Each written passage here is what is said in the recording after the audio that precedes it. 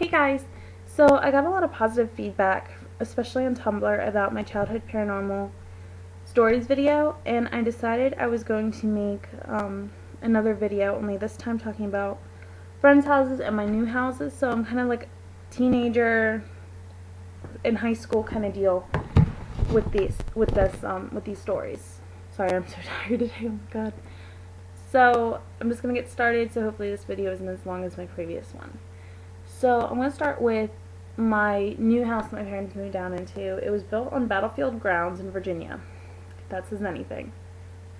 And the first story that I want to share is when we first moved in, we heard a lot of weird stuff going on, especially up in this loft area that we had. A lot of things would move. We'd hear whispering, we'd hear talking, laughing, footsteps, just weird stuff. And whenever we'd go up there, there'd be no one up there, or like it all stopped. So that was the first kind of like odd thing.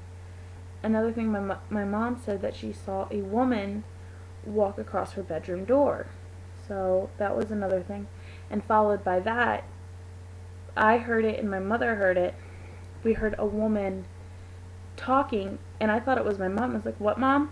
And it wasn't her. Like, we did not know where this woman's voice came from, and I was all by myself in the house. So that was pretty creepy.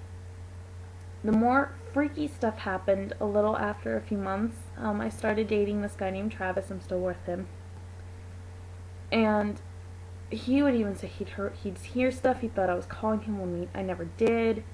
You know, that kind of things. And one of the creepiest things happened was, I should probably save this story for last because it's super creepy. So I'm going to tell the first story.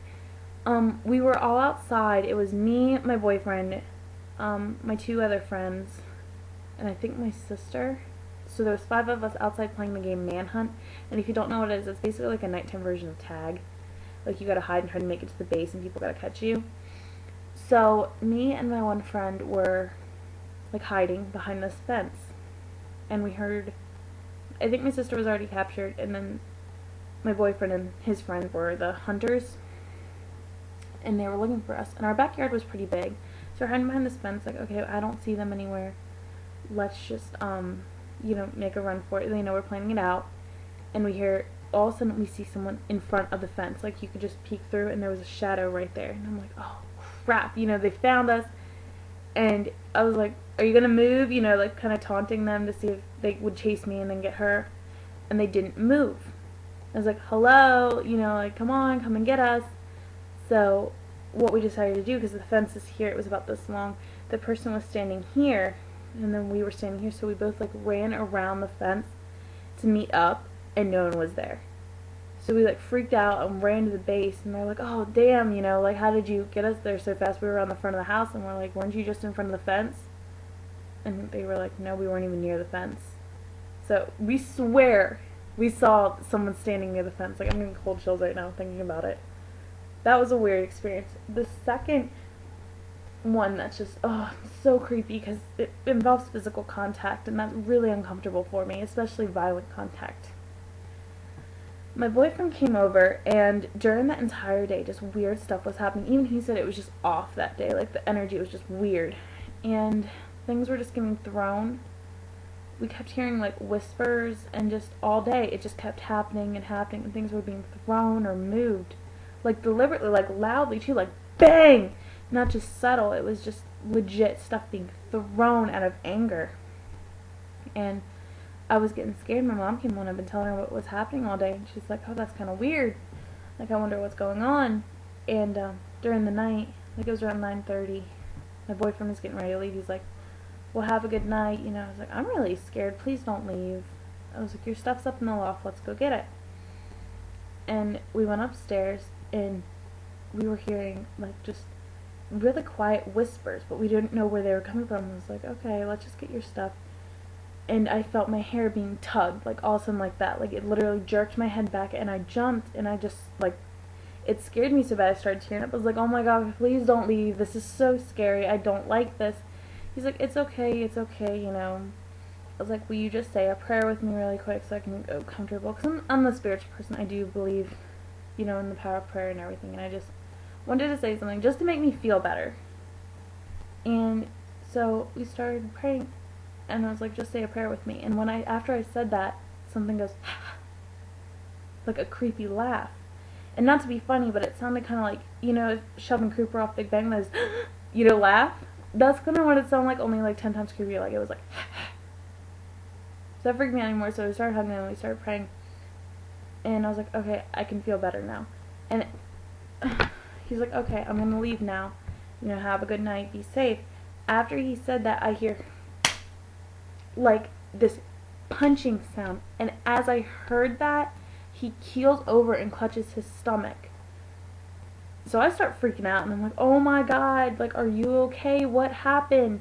And he's winded, and he's like, he's winded, and he's clenched over, so I start screaming for my mom. I bring him downstairs, and I was like, what happened? I was like, something hit him up there. So she goes up there to investigate, and I keep asking him, like, are you okay? Are you okay? And he's sitting on the couch hunched over, and all I do is put my hand near where he got hit, and I'm not even kidding, this freaked me out so bad. His eyes suddenly rolled into the back of his head, and he just, like, started kind of, like, shaking, just, not like this, but it was just minor shaking, and he just wouldn't respond to me. So I started freaking out. I thought he had a seizure, and I was like, oh my gosh, are you okay? What happened? What happened? Like, what can I do? And I started screaming for my mom again, and he just snapped out. He's like, I've been telling you I'm fine. I was like, no, you didn't. You, like, turned demonic or something. Like, his eyes just rolled in the back of the head. Ugh. He's like, no, it didn't. Like, he had no memory of this. He just said, I kept screaming, are you okay? And he said that he kept answering, I'm fine, I'm fine, I'm fine. So that was just, ugh. That was, like, the worst night ever. It was so scary. None of us got to bed until, like, 5:30 that morning, because it was just horrible. So that was definitely one of the scariest experiences, just because of the physical contact. Like, pulling my hair and him getting punched in the stomach is just horrifying to me. That's not cool. Like, that's stuff I don't like in the paranormal experience. Another, not in my house, but a friend's house, I had a serious issue, emotionally. I was emotionally stressed at this house. It was, I don't want to name names because, it's not my place, but it was her boyfriend, Travis, and I. And we were all over her house, and we were getting ready to leave around 11:30, and she's like, oh, I want to show you something before you leave. And she went upstairs, and we just hear her scream. And we all run upstairs, and she's like, I swear there was someone standing in my mom's bedroom. And it was just the four of us, because we were having, like, a kind of, like, small hangout party where our parents were out. I'm sorry, my eyes are bothering me again. Allergies are the worst, people. And we're like, there's nothing here, are you okay?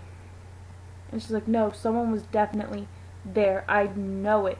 And she's crying, like, she's terrified, she's shaking and, like, clutching her boyfriend's arm, and she was just so scared. And her boyfriend was like, okay, well, guys, why don't you go and, like, stay here and, like, calm her down. And so we're like, okay, we'll have a good night. We go outside, get in the car, and for some reason I just felt obligated to look up on the second story. So I look up into one of the windows, and there's a man, definitely not her boyfriend's stature at all, because he's kind of like smaller and scrawnier and stuff. This man, huge, standing in the window just staring at the car. And I was the one driving, and I was getting really freaked out. I was like, okay, like, I was like, I'm not gonna, like, go back in and tell them, because they checked the entire house before we left. We checked, like, every single closet. We checked every single cabinet, like, in case someone was there. There was definitely no way. We all each went in a separate room, like, freaking Scooby-Doo gang to this crap, and, like, checked this house. And I was like, oh, that's just weird. So we backed up, and we were driving down this road, and all of a sudden I felt something just, like, just this weird chill go down my back, and I started, like, having this flash attack, and I started freaking out, like a panic attack. And, like, Travis was like, are you okay? Are you okay? And I don't remember after this until I was pulled over crying. But Travis said when we were driving, he was like, are you okay? Are you okay? And tried touching my shoulder. I said, stop touching me. Stop touching me. And he's like, what? I'm just trying to... And I said, stop touching me. And that's when I pulled over. And I don't remember saying that. I don't remember him touching me. And all I remember is feeling this cold chill down my back, flashing, and then just being pulled over. And I was just like, we have to get off this road. We have to get off this road right now. and I just floored it. Like, I went like 70 down this road, and I turned off the road, and everything was fine. The chill was gone, the flashing was gone, whatever the heck it was gone after I got off that road. And I'm never going back to that house again. It was just, oh, it was so weird. It was so creepy, and I just didn't like knowing that I did stuff when I didn't. Another story from a friend's house was, we were all watching the movie, and I think it was Insidious, and, like, you know, it's fine, like, it's horror movies, whatever, but he lives kind of out in the wilderness, and we were walking from the car to his basement, and I was like, there's something definitely watching us, like, and it's probably a wild animal, you know, don't think anything of it, and I heard something whisper, yeah, right, and I turned over to the bush, and I was like, did you hear that? And Travis was like, what? I was like, someone just whispered from the bush, yeah, right. I said, I'm not going crazy. And I thought it was our friend messing with us, so I was like, very funny, you know, come on, get out of the bush, blah, blah, blah. And no one was in there. They were both inside the house, already eating popcorn, putting the movie, and I was like, you know, it's late at night, I'm probably freaking myself out, etc. And while we're watching the movie, I had to keep going like this.